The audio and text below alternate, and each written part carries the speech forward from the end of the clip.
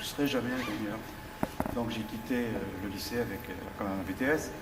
Voilà, et puis ça restait ça dans ma tête. Bref, donc après je suis parti en région parisienne.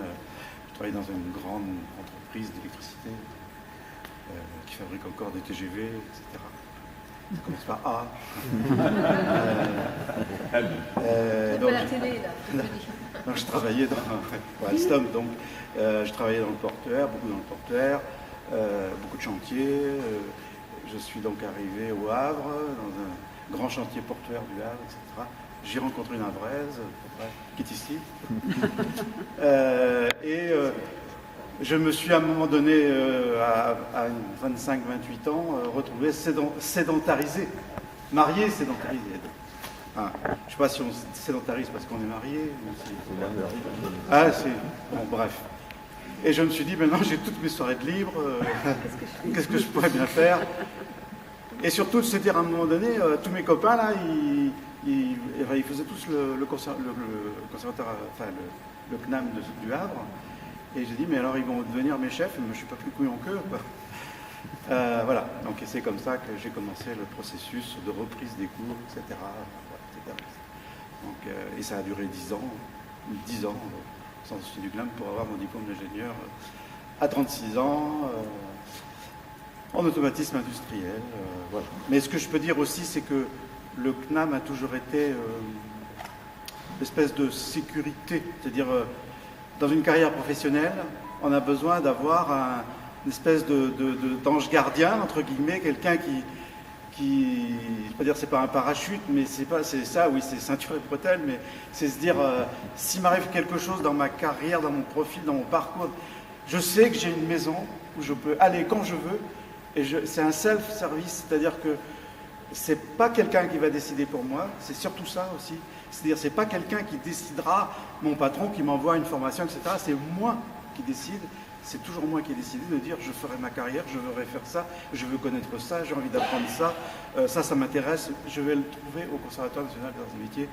Et ça, je trouve qu'aujourd'hui, cette espèce de self-service au profit de la carrière d'un individu, et les nouvelles générations, plus que nous encore, vont avoir sans doute à bifurquer plusieurs fois dans leur vie. Mais s'ils veulent être autonomes et indépendants et choisir pour eux-mêmes ce qui est le meilleur, eh bien, je crois quand même que le CNAM a encore des réponses à apporter par rapport à ça.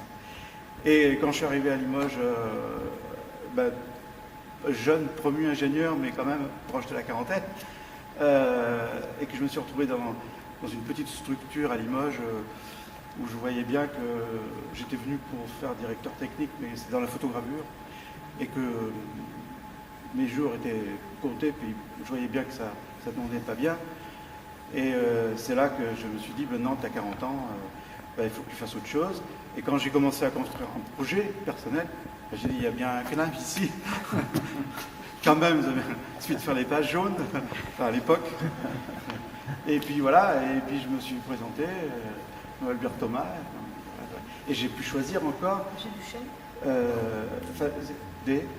C'était Monsieur Duchesne?